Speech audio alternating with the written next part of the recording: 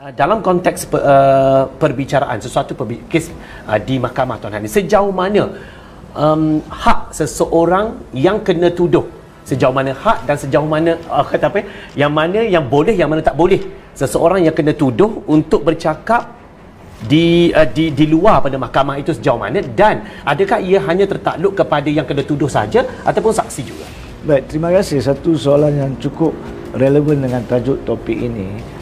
Pertama sekali, untuk membincangkan apakah dia hak orang kena tuduh untuk membuat kenyataan atau membincangkan kes dia di luar mahkamah, maupun oleh orang lain sekalipun, sama ada penyokong-penyokongnya ataupun orang biasa yang ingin mengkaji kes tersebut. Saya rasa lebih baik kita mengambil contoh. Baik. Contoh pertama adalah kes Lim Guan Eng. Baik. Secara ringkas, Lim Guan Eng dituduh sekarang ini di mahkamah atas 4 pertuduhan. Baik. Pertuduhan pertamanya adalah mengambil suapan di bawah Seksyen 23 Akta SPRM sebanyak jumlah RM300,000. Baik. Pertuduhan kedua adalah meminta suapan di bawah Seksyen 16 sebanyak 10% daripada nilai projek tunnel atau terowong Pulau Pinang tersebut. Dan 2 pertuduhan lagi adalah berkaitan banglo. Bukan banglo, banglo dah selesai, adalah untuk menyalahgunakan 2 bidang tanah. Baik. Kerajaan Negeri Pulau Pinang berjumlah lebih kurang RM20 juta untuk kegunaan peribadi.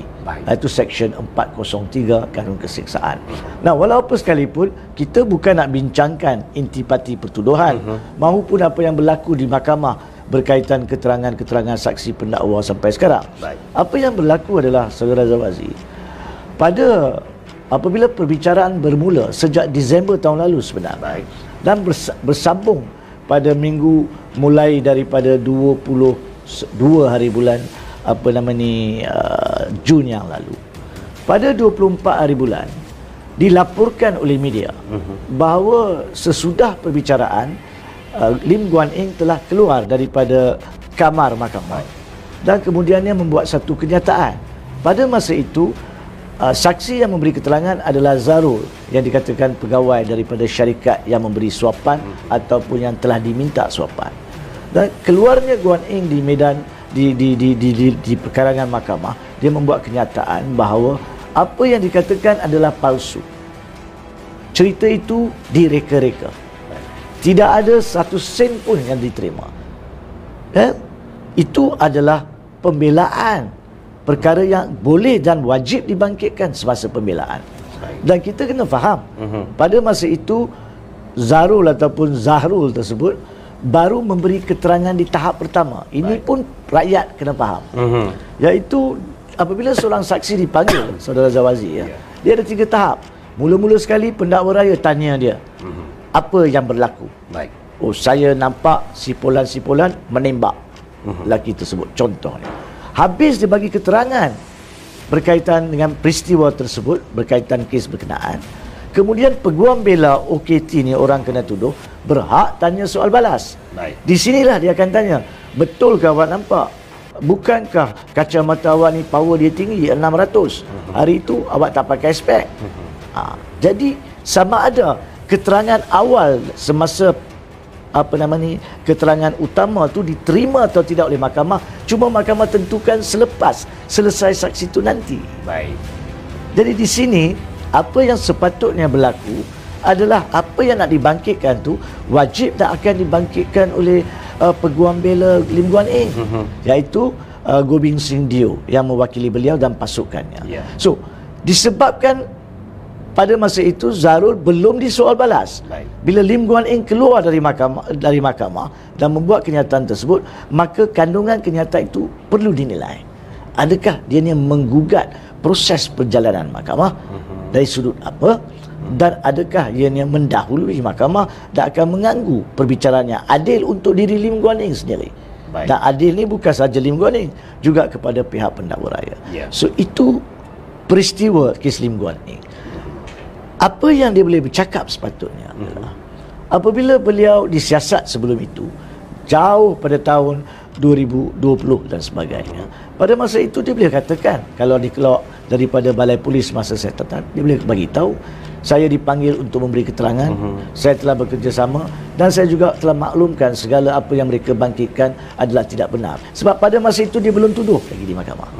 Tapi selepas dituduh di mahkamah, pada hari pertama bila kertas pertuduhan dibaca, anda dituduh 4 pertuduhan tadi, maka dia boleh di luar mengatakan saya menafikan seperti mana saya telah nafikan di mahkamah tadi, dan peguam bela saya akan membangkitkan fakta-fakta untuk menunjukkan pertuduhan ini tidak berasas. Itu cukup. Kenapa itu cukup tapi pada 24 hari bulan Jun, hari Jumaat, bila dibuat kenyataan tersebut, itu mungkin dianggap sebagai menghina mahkamah? Sebab apabila dia keluar dan membuat kenyataan yang belum ditampilkan di mahkamah pun lagi oleh peguamnya, maka sekiranya lah di hujung perbicaraan, maka mahkamah dapati jika mahkamah dapati keterangan saksi itu diterima mahkamah, maka orang yang tidak tahu proses mahkamah yang berlaku di dalam akan menyoal, betul ke hakim ini, betul ke mahkamah ini boleh terima, sedangkan Lim Guan Eng di luar bagi tahu dalam video dia, dalam statement dia, itu adalah kenyataan palsu, direka-reka, satu sen pun tak diterima. Jadi walaupun itu hakikatnya, untuk Guan Eng wajib tampilkan di dalam mahkamah dan menampilkan di luar sebelum ianya ditampilkan oleh peguam beliau melalui soal balas. Disitulah ada unsur yang boleh dikatakan mengganggu perjalanan mahkamah dan boleh menyebabkan prosiding lanjut diambil. So apa yang berlaku adalah pada 27 hari bulan, hari Isnin depan tu, 27 Jun, laporan media melaporkan bahawa ketua pendakwa raya dalam kes tersebut, timbalan setelah perkara itu dibangkitkan, to be fair, untuk berlaku adil, peguam Lim Guan Eng, Robin Sing Dio telah berdiri dan meminta maaf kepada mahkamah kerana perkara itu telah berlaku, dan mengaku janji, anak guam dia mengaku janji perkara itu tidak akan berulang. Dan di sini kita kena faham juga, mahkamah ni tidak suka nak membangkitkan perkara-perkara yang tidak perlu atau mengganggu perbicaraan jenayah. Sebab Guan Eng menghadapi pertuduhan jenayah. Kalau boleh, tidak hendak ada apa-apa prosiding lain yang akan melambat-lambatkan dia. Kalau nak teruskan dengan prosiding penghinaan, nak mendengar, nak minta Guan Eng tampilkan keterangan atau pembelaan tentang penghinaan, maka prosiding penghinaan akan mengatasi perbicaraan. Dan kenapakah nak membebankan seorang yang kena tuduh dengan suatu prosiding penghinaan mahkamah, sedangkan dia mempunyai perbicaraan 4 pertuduhan jenayah? So perkara ini semua mahkamah mengambil kira. Dan pada hari tersebut mahkamah cuma lepaskan dengan suatu amaran supaya tidak mengulangi perkara itu.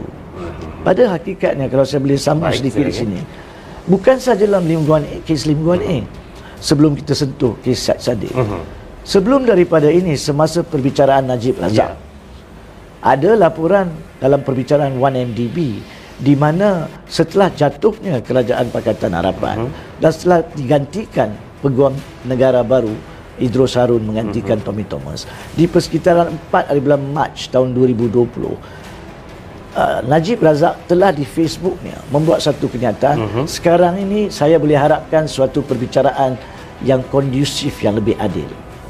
Jadi itu menggambarkan seolah-olah beliau menyoal proses keadilan sebelum daripada itu dan mungkinnya akan datang. So perkara itu telah dibangkitkan oleh timbalan pendakwa raya yang berkaitan kes 1MDB, Gopal Sriram, sebulan 2 bulan lepas tu, lebih kurang 19 Mei 2020 dibangkitkan kepada mahkamah, dan mahkamah telah juga dengan tenang memberi satu amaran, kata jangan ulangi. Tapi perkara itu telah kemudiannya diulangi sekali lagi oleh Najib Razak pada persekitaran tahun 2021, di mana beliau telah membangkitkan komen-komen berkaitan salah seorang bakal saksi, Zeti Aziz. Dan sekali lagi permohonan telah dibangkitkan dan mahkamah memberi satu amaran keras bahawa Zeti Aziz bila dia datang bagi keterangan, semestinya lah peguam bela Najib akan menyoal Zeti Aziz untuk menunjukkan sama ada apa yang Zeti Aziz cakap jika dia dipanggil betul atau tidak. Itu di masa soal balas. So perkara ini akan berulang. Lebih-lebih lagi dalam kes-kes berprofil tinggi, melibatkan selebriti-selebriti, sama ada selebriti-selebriti artis, hiburan ataupun politik. ataupun terutamanya politik.